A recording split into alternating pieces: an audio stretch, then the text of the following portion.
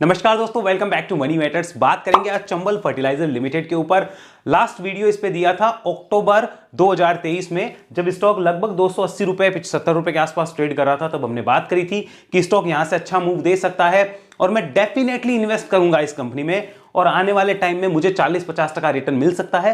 हालांकि मैंने तो सोचा था ज्यादा टाइम लगेगा, लेकिन वो बहुत कम समय में अचीव हो गया। अभी इस कंपनी का बायबैक भी अनाउंस हो चुका है, जो कि कल बंद होने वाला है 31 जनवरी को। तो उसके रिगार्डिंग भी आज की डेट में क्या प्लानिंग हो सकती है वो मैं आपको बताऊंगा। मेरे पास इस कंपनी की होल्डिंग है या मैं बेच के निकल गया, और अगर है तो उसको कैसे करना है तो वो भी मैं आपके साथ शेयर करूंगा। और आपके पास अगर हो तो क्या क्या ऑप्शंस है वो हम देखेंगे इस चैनल पे। उन्हीं स्टॉक्स पे बात जिन पे आपके क्वेश्चंस हो। आपका भी किसी स्टॉक के रिगार्डिंग क्वेश्चन है, कमेंट बॉक्स में बताइए, जल्दी से जल्दी उस पे वीडियो लाने की कोशिश होगी। लेकिन ज्यादातर लोग जिस कंपनी के बारे में पूछेंगे वीडियो पहले उसी का आएगा। और जो भी डिस्कशन है उसको अपने एडवाइजर के साथ आप डिस्कस करिए और उसके बाद ही कोई डिसीजन लेने की आप कोशिश करें। इस वीडियो को देखकर कोई भी डिसीजन लेने की कोशिश ना करें। लॉस या प्रॉफिट के लिए आप स्वयं जिम्मेदार होंगे, इस बात का ध्यान रखिए। करते हैं चंबल फर्टिलाइजर के ऊपर बात। देखिए, ये जो है स्टॉक आपको दिख रहा होगा, ये स्टॉक जो है अपने हाई से लगभग 51-52% अपने हाई से टूटने के बाद हमने यहां पर अक्टूबर में बात करी और वहां से देखिए एक लगातार तेजी कंपनी में रही है। लगभग स्टॉक 40 से 50% जो है वो ऊपर जा चुका है जिन लेवल्स पे हमने बात करी उसके बाद में। तो इतना बड़ा अपसाइड आने के बाद अभी बायबैक आया है ₹450 पे, जो कि 31 जैन को बंद हो जाएगा। 31 जैन को बंद होने वाला है, जितनी मुझे जानकारी है वो मैंने देखा है। अब पहले हम सुनते हैं कि लास्ट वीडियो में आखिर बात हुई क्या थी, फिर कंपनी के फंडामेंटल्स वापस देखेंगे, क्योंकि आज की डेट का एक बार रिव्यू जरूरी है। हालांकि रिजल्ट आएंगे इसके 6 फरवरी को, बट एक बार आज का रिव्यू वापस करेंगे और उसके बाद में जो है वो हम बात करेंगे टेक्निकल और चार्ट पे चर्चा की। कोई कहता है कि नहीं, मैं फ्रेश इन्वेस्ट करना चाहता हूं कि यार कंपनी अच्छी है, क्यों ना इसके अंदर मुझे फ्रेश इन्वेस्टमेंट का मौका मिल रहा है, तो यहां पर इस प्राइस पे फ्रेश इन्वेस्टमेंट कर सकते हैं क्या? जी, मेरा जवाब सुनिए। अगर मैं यहां पे हूं तो मेरा डेफिनेटली यहां पे 60 से 65% अमाउंट जो है वो इन्वेस्टेड हो जाएगा।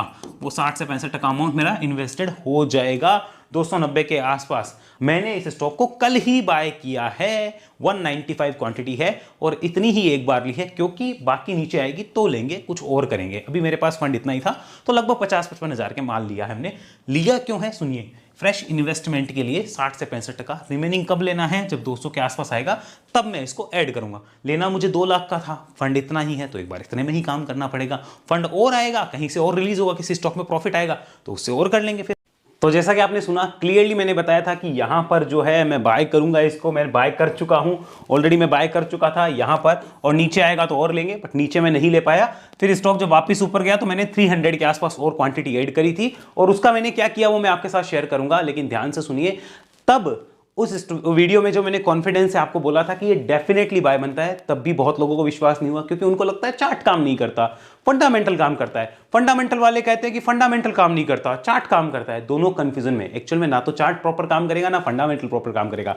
आप चार्ट को चूज करो या फंडामेंटल को, आपका सेटअप क्या है वो काम करेगा, आपकी स्ट्रेटेजी क्या है, आपकी प्लानिंग क्या है वो काम करेगी। आप चाहते हो बॉटम पे लेके टॉप पे बेचूं, तो भाई साहब ये आपकी घर की दुकान नहीं है। दिस इज वेरी रियलिटी जो आपको समझ नहीं होगी। So much reality about this. यार ये चीज तो समझो, घर की दुकान तो नहीं है ना अपने कि हम जैसे चाहे वैसे चला लेंगे। तो ना फंडामेंटल प्रॉपर काम करते हैं ना चार्ट करते हैं, स्ट्रेटेजी और सेटअप काम करता है, उसको हमें चूज करना होता है। फिलहाल बात करते हैं कंपनी के फंडामेंटल्स की बेसिक लेवल। देखिए, कुछ चेंज तो हुआ नहीं है। लास्ट वीडियो का लिंक मैं डिस्क्रिप्शन में दे दूंगा, वो आप देख लीजिए। सितंबर में जो रिजल्ट थे वही अभी तक अवेलेबल है। उसके बाद हमारे पास खाली शेयर होल्डिंग पैटर्न बदला है। चलिए पहले मैं आपको दिखाता हूं बेसिक लेवल फंडामेंटल्स है। यहां पे स्टॉक का पी आप देखिए, आरओसी और आरओई अच्छे थे। पी देखिए कम पी पे था तो मैंने इसको पिक किया, उस वक्त और भी कम पे था, तो अच्छे पी वैल्यूएशन पे हमने इस कंपनी को वहां पे पिक किया था। मार्केट कैप टू सेल्स आप देख सकते हो कि वो मार्केट कैप टू सेल्स इसकी 1 से नीचे है, यानी कि जितनी सेल्स हो रही है उससे कम मार्केट कैप है, तो ये अच्छा है। पीजी रेशियो मुझे इसका अच्छा लगा। डेट फ्री कंपनी है ऑलमोस्ट, आपको दिख सकता है यहाँ पे। और साथ में जो अगर हम बात करें यहाँ पे प्रोमोटर्स की होल्डिंग की, तो वो भी काफी अच्छी नजर आई। तो ये काफी सारे रीजंस थे जिस वजह से मैंने इस स्टॉक को पिक किया।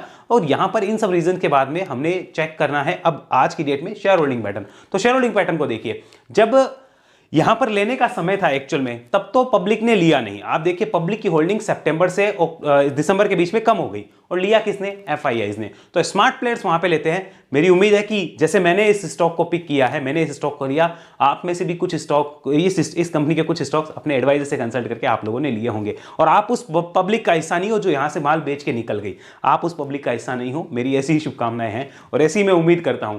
बाकी पब्लिक तो देखिए हमेशा यही करती है, जहां चलने वाला होता है वहां वो ले नहीं पाते और जहां चल चुका होता है वहां उनको घुसना होता है। आज की डेट में भी यही क्वेश्चन है कि अभी क्या करें। तो चलते हैं वापस चार्ट पे, फिलहाल बात करते हैं कि अभी की डेट में सिचुएशंस क्या हो सकती है। तो अभी हम ये देख पा रहे हैं कि कंपनी ने यहां पर इतने बड़े करेक्शंस के बाद में एक साइडवेज मोमेंटम लिया, मोमेंटम लेने के बाद स्टॉक यहां से ऊपर जाता है। अब हम सबसे पहले बात करेंगे कि अगर ऑलरेडी इन्वेस्टेड है तो क्या कर सकते हैं। ये वीडियो छोटा होगा, ज्यादा लंबा नहीं होगा, शॉर्ट एंड स्वीट शब्दों में अपनी बात कहना चाहूंगा मैं। तो सिंपली हम देख लेते हैं कि राइट नाउ वीकली चार्ट का ट्रेंड क्या है। तो सबसे पहले ये देखिए वीकली चार्ट के ट्रेंड को समझते हैं। वीकली चार्ट का ट्रेंड जो है वो भी बुलिश है, हमें बुलिश ट्रेंड नजर आ रहा है और यहां पर हमें दिख रहा है कि स्टॉक जो है इन लेवल्स के आसपास, लगभग ये जो लेवल्स हैं वो आ रहे हैं 400 रुपए के लगभग के, यहां पर जो है एक रेजिस्टेंस लेने की कोशिश करता हुआ नजर आ रहा है। अगर आप देखेंगे पीछे भी इन लेवल्स के आसपास प्राइस एक्शन अच्छा खासा हो रखा है, इन लेवल्स को जो है स्टॉक अपना एक रेजिस्टेंस बना रहा है। और नीचे में अगर सपोर्ट की बात करें तो बड़ा सपोर्ट लगभग 325 के आसपास है, जो कि पीछे एक रेजिस्टेंस के तौर पे यहां पे एक्ट कर चुका है। तो 325 नीचे में बड़ा सपोर्ट, 400 रुपए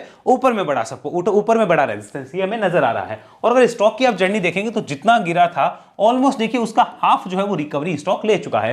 तो वीकली चार्ट पे फिलहाल ट्रेंड तो बुलिश है, लेकिन अगर अभी शॉर्ट टर्म के ट्रेंड की बात करूं, लॉन्ग टर्म ट्रेंड बुलिश और शॉर्ट टर्म ट्रेंड हो गया यहां पे अभी साइडवेज। ये शॉर्ट टर्म ट्रेंड है साइडवेज। अच्छा बायबैक आ रहा है, उसमें क्या करना वो भी डिस्कस करेंगे।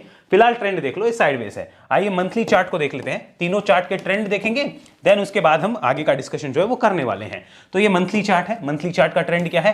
देखिए ट्रेंड तो बुलिश ही है। इस लेवल का जो यहां पे कंसोलिडेशन था, पहले देखिए छोटा कंसोलिडेशन यहां जहां हमने पिक किया अक्टूबर के आसपास, और उसके बाद देखिए शानदार तेजी बनती है स्टॉक में, और यहां पर अब बड़े लेवल के कंसोलिडेशन को भी ब्रेकआउट करना चाहता है, लेकिन यहां पे पोज ले सकता है। रीजन इज यहां पे पीछे बड़े रेजिस्टेंस जो है वो रहे हुए हैं, तो यहां पे पोज मिल जाए तो कोई बड़ी बात नहीं है। स्टॉक के लिए मंथली चार्ट पे वीकनेस दिखती है 320 रुपए के नीचे, 320 के नीचे मंथली चार्ट पे वीकनेस है। तब तक स्टॉक के लिए वो बड़ी वाली वीकनेस के चांस फिलहाल नहीं नजर आते। हम लॉन्ग टर्म ट्रेंड की बात कर रहे हैं, एकदम शॉर्ट टर्म की बात नहीं कर रहे हैं। तो 320 के नीचे, और वीकली पे हमने देखा लगभग 325 था। तो ये भी हमें क्लियर हुआ कि फिलहाल ट्रेंड यहां पे भी साइडवेज टू पॉजिटिव है, नेगेटिव तो नहीं है। इसको डेली चार्ट पे कन्वर्ट करके देखते हैं। Have a look at daily chart with 200 days moving average. यहां पे भी हमें नजर आ रहा है कि स्टॉक का ट्रेंड देखिए क्लियरली यहां पे बुलिश ट्रेंड है, और यहां पे शॉर्ट टर्म में एक सपोर्ट जरूर क्रिएट होगा 348 पे, रुपीस 348 पे एक छोटा सा सपोर्ट क्रिएट है, जो हल्का सपोर्ट है, माइनर सपोर्ट, और लॉन्ग सपोर्ट अगर यहां पे भी देखूं तो रुपीस 320 के आसपास ही नजर आता है। तो हम 320 को प्रेफरेंस देते हैं लॉन्ग टर्म ट्रेंड के लिए। फिलहाल 320 इंपॉर्टेंट रहेगा, और शॉर्ट टर्म या अल्ट्रा शॉर्ट टर्म आप कहना चाहो तो वो 348 है, but I will not consider it as a big support. This is not a big support, small support है। ये रिस्की प्लेयर्स के काम का हो सकता है, लेकिन अगर कोई लॉन्ग टर्म सपोर्ट देख रहा है तो राइट नाउ इज 320। अब पहले बात करते हैं कि राइट नाउ अभी क्या क्या किया जा सकता है, उन सारी चीजों को हम समझेंगे। लास्ट वीडियो की एक चीज याद दिला दूं कि स्टॉक देखिए 200 के ऊपर सस्टेन नहीं कर रहा था, इसलिए हमने इसको नहीं लिया, तब तक नहीं लिया। जैसे ही सस्टेन किया मैंने क्या कहा, यहां पे एंट्री मारने का समय आ चुका है, मैं एंट्री कर रहा हूं, नीचे आएगा तो और लेंगे। हालांकि मैं नीचे नहीं ले पाया, मुझे लेना 300 पे और पड़ा, क्योंकि फंड फ्री होगा उसी हिसाब से काम होगा। मैंने आपको लास्ट वीडियो में भी बताया, क्लिप भी सुनाई कि मेरे पास फंड ही नहीं था। फंड ही 55-60 हजार का, तो उतना ही ले पाएंगे। बाकी जो फंड था हमने बाद में ऐड करके 300 के आसपास इसको लिया। पहले मैं अपना डिस्क्लोजर भी यहां पे आपको दूंगा, लेकिन चलते हैं फिलहाल इसके वीकली और मंथली चार्ट पे। दिस इज मंथली चार्ट, और हम वीकली चार्ट कन्वर्ट करते हैं। मैं आपको बताता हूं कि आज की डेट में सिचुएशंस क्या है, और ऑलरेडी जो इन्वेस्टेड है वो क्या कर सकते हैं, उसकी बात हम पहले कर लेते हैं। हम मानते हैं कि ऊपर से जो ऑलरेडी इन्वेस्टेड है उनका भी, और नीचे से जो है उनका भी। तो ऑलरेडी अगर कोई इन्वेस्टेड है तो उसके पास यहां से हो तो उसके पास क्या ऑप्शंस है। पहले तो ये समझिए यहां ऑप्शंस थे जब हमने लास्ट वीडियो में बात करी कि एक्यूमुलेट करके अपनी कॉस्ट रिवाइज करो, ऊपर आए तो हाफ माल बेच देना, हाफ माल को हम राइड कर सकते हैं। ये फर्स्ट ऑप्शन था। अब अगर अभी भी ऊपर से पड़ा है तो कोई इलाज नहीं है, उसके लिए तो एज इट इज होल्ड बनेगा। लेकिन नीचे से अगर किसी के पास पड़ा है ऑलरेडी, तो वो अभी क्या कर सकता है। यहां पे अगर ऑलरेडी आपके पास नीचे से पड़ा है और आपको दिख रहा है कि आपको 40% के आसपास का रिटर्न आ रहा है, तो वो क्या कर सकता है उसको देखते हैं। मैं अपना बता देता हूं, मैंने इस कंपनी के 83,000 के शेयर्स जो है वो बाय किए थे, 83,000 रुपीज के शेयर्स, जिनकी मेरी एवरेज कॉस्ट लगभग 290 रुपए के आसपास की थी, 285-290 की। और फिर जो शेयर है उसको मैंने 390 रुपीज पे कंप्लीटली सेल कर दिया है। मैं पूरा सेल करके निकल चुका हूं, यहां पर मेरा कंप्लीट सेल हो चुका है। बता देता हूं क्या हुआ है। यहां पर मैंने जो शेयर्स बेचे हैं उस पर मुझे लगभग 40% के आसपास का प्रॉफिट हुआ। 37 या 40% का एग्जैक्ट रिटर्न था, मुझे याद नहीं है।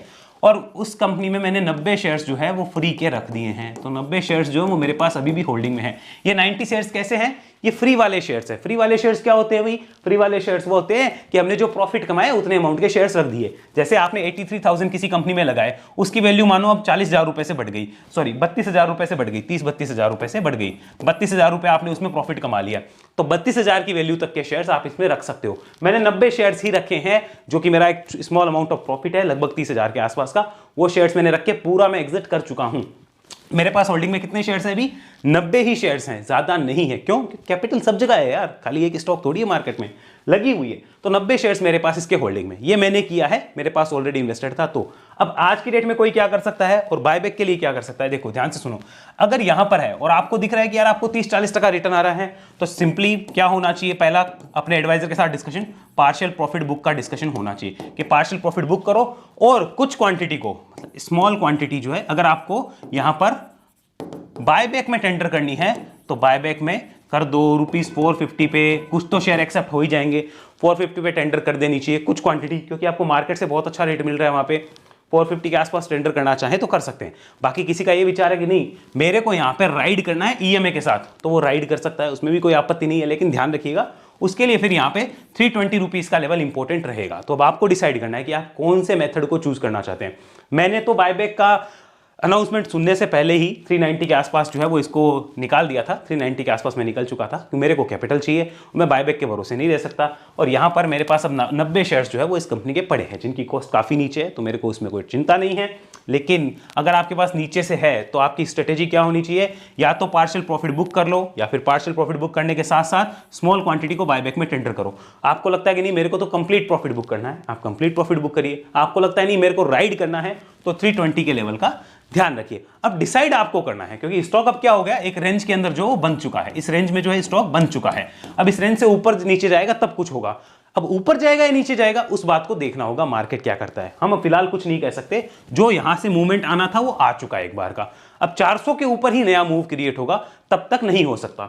लेकिन 400 के ऊपर नया मूव क्रिएट हुआ तो इसमें और अच्छे टारगेट खुलेंगे, ये भी हमको नोट डाउन करना है। तो हमारे पास स्ट्रेटेजी तो वो ये हो सकती है। अब बात करते हैं फ्रेश इन्वेस्टमेंट यहां पे कर दें क्या? अरे हमने तो पिछला वीडियो देखा नहीं आपका, हम तो पिछला वीडियो देख नहीं पाए, हम तो बिजी थे, ये था वो था।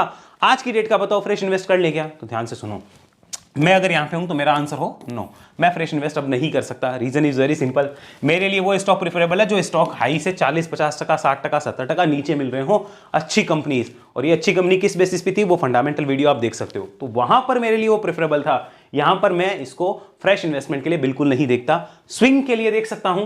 ये देखिए बात करते हैं यहाँ पे, स्विंग ट्रेड के लिए देख सकते हैं यस, लेकिन कब? 400 के अबो ₹400 एक स्विंग यहां पे क्रिएट हो सकता है। कब क्रिएट होगा? अबो 400 क्रिएट होगा। अभी है क्या? जी नहीं है। वो स्विंग कब क्रिएट होगा?